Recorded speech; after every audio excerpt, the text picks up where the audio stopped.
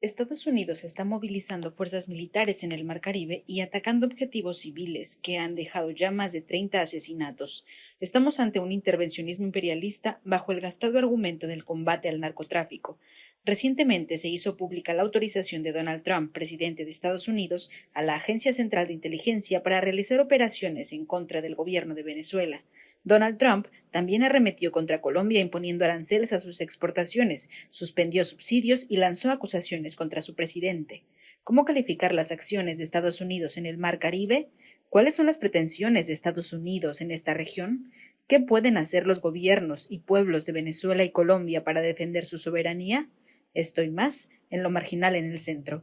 Buenas noches al público de Lo Marginal en el Centro. Mi nombre es Nadia Campos y hoy vamos a analizar los ataques a Venezuela y Colombia.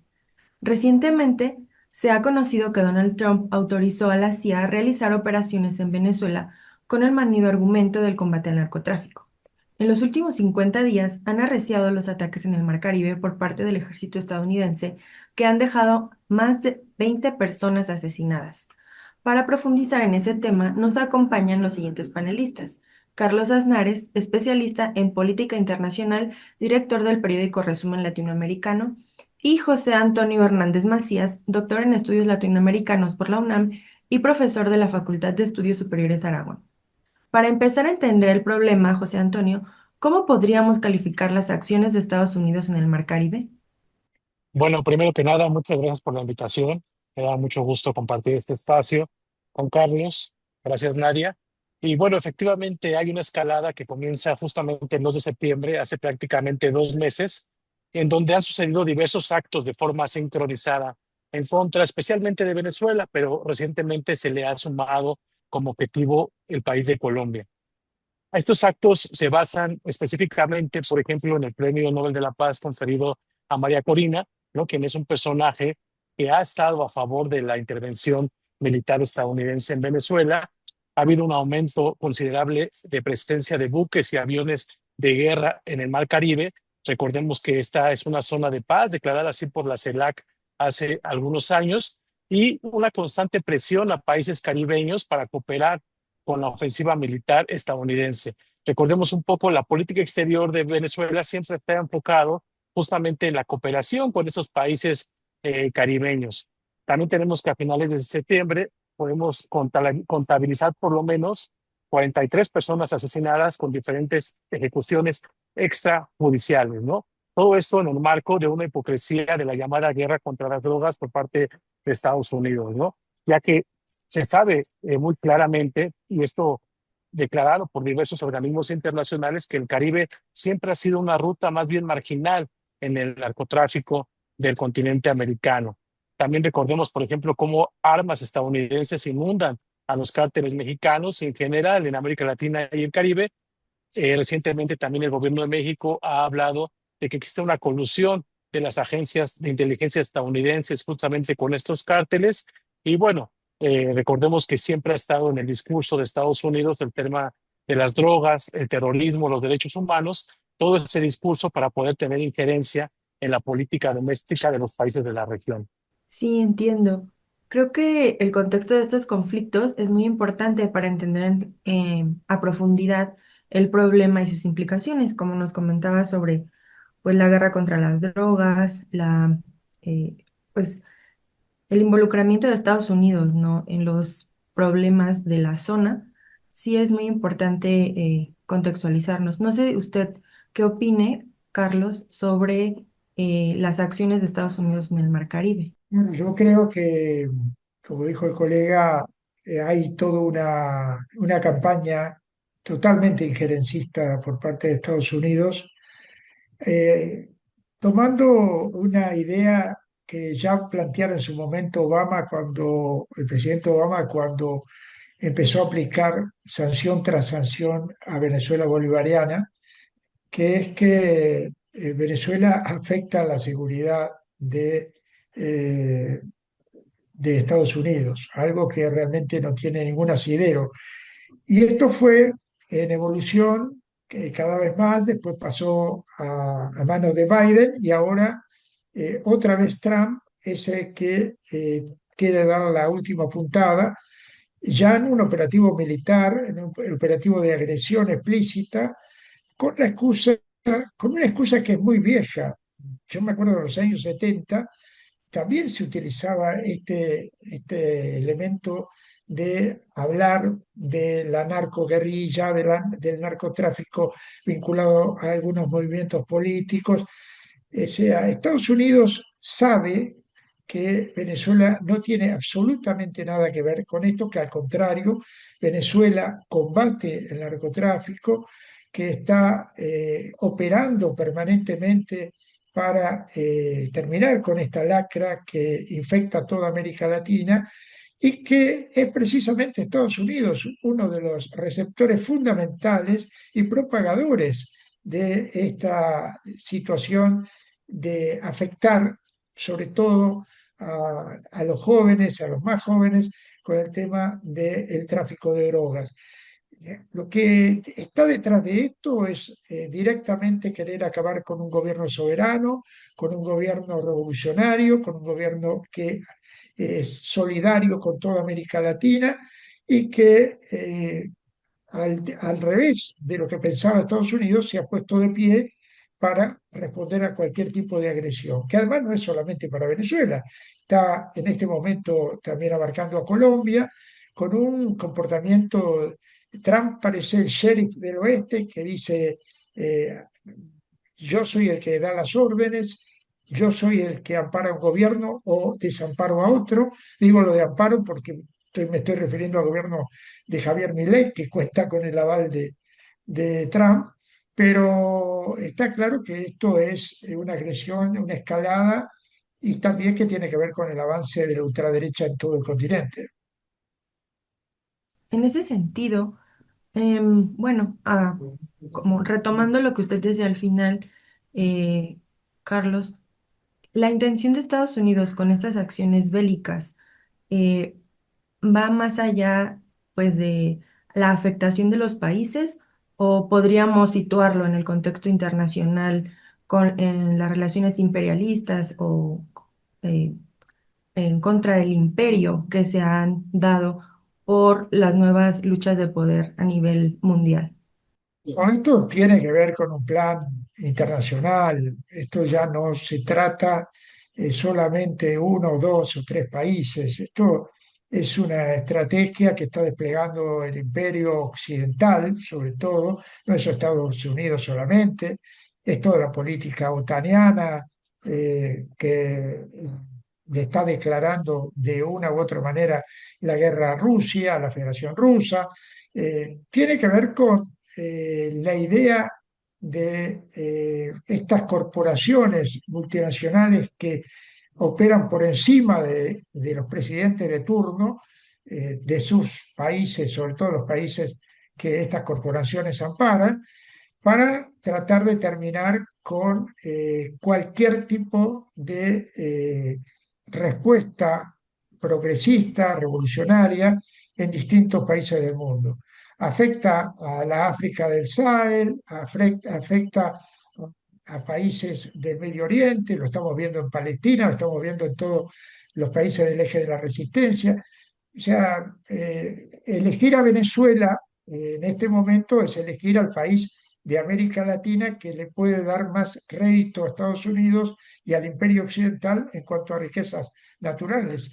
Pero se trata de un plan global de terminar con la actitud de muchos y muchas personas en el mundo que están hartos del imperialismo occidental y que de una u otra manera se levantan o movilizaciones o en rebeliones o en insurrecciones y también tomando gobiernos como lo ha hecho el pueblo bolivariano desde hace más de 25 años.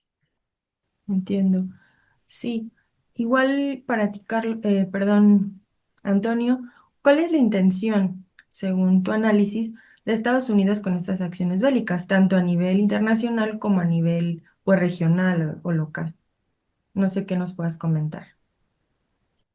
Claro que sí, solamente para profundizar lo que comenta muy bien Carlos, yo creo que justamente en una escala más amplia, esta ofensiva de Estados Unidos se enmarca en una guerra geoeconómica multidimensional, sobre todo contra China, ¿no? Donde el control sobre América Latina y sobre todo sobre sus materias primas es vital para la economía estadounidense. Y bueno, respecto a tu pregunta, Nadia, me parece que en el fondo esta es una guerra contra los proyectos alternativos de desarrollo a nivel global, pero especialmente en América Latina. También una guerra por los recursos naturales, ¿no? Nunca se nos olvide que Venezuela justamente es el país con más reservorios de petróleo y no solamente su petróleo, ¿no? También son sus tierras raras, sus recursos energéticos en general. Y es una guerra también contra la multipolaridad. Recordemos que Venezuela fue quien a inicios de este siglo comenzó con un proyecto multipolar acercándose a potencias extrarregionales como Rusia, como China, como Irán, y empezó a generar este proyecto llamado multipolar, en donde va de la mano con una transición hegemónica global, donde justamente estos diferentes gobiernos extrarregionales disputan el centro del sistema mundo a los Estados Unidos. Entiendo. Sí, creo que no podemos ignorar por un lado, el peso del poder militar y económico de Estados Unidos y por otro, pues la situación de dependencia de muchos países en Latinoamérica. En ese sentido, pues no sé, Carlos, ¿qué podrían hacer estos gobiernos y pueblos para defender su soberanía? ¿Cuál es su opinión? En primer lugar, lo que está haciendo Venezuela, que es en este momento el más agredido dentro del continente latinoamericano, que es responder con la movilización de su pueblo frente a una posibilidad de intervención armada. Hay que armarse y hay que armar al pueblo para que la respuesta sea lo mayormente efectiva para impedir esa intervención. Venezuela tiene práctica en eso, ha rechazado ya otras intervenciones armadas. Recordemos la época de la pandemia, cuando se intentó entrar desde Colombia y fueron las milicias populares las que neutralizaron esa entrada. Esto es una agresión mucho mayor, pero en el caso del resto de los países, claro, habría que analizar, una cosa son los gobiernos y otra cosa son los pueblos. Los gobiernos de derecha, los gobiernos ya cooptados por los Estados Unidos, obviamente seguramente se alistarán en el aplauso a cualquier tipo de intervención, como lo está pidiendo la premio Nobel de la Guerra, María Corina Machado, que le acaba de mandar un mensaje al presidente electo de Bolivia planteándole adhesión para cualquier aventura de este tipo. Y en el caso de los pueblos, yo creo que ya se está demostrando que estaremos del lado de Venezuela, somos parte de la idea de formar las brigadas internacionales, como está pidiendo el gobierno de Venezuela.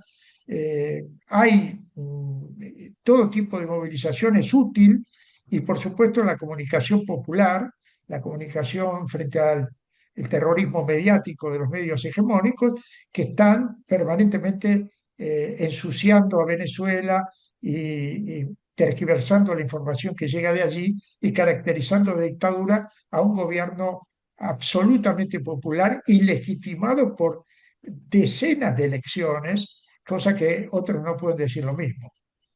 Sí, entiendo. Sí, creo que es muy interesante esta parte de, pues, las tierras raras que mencionabas, José Antonio.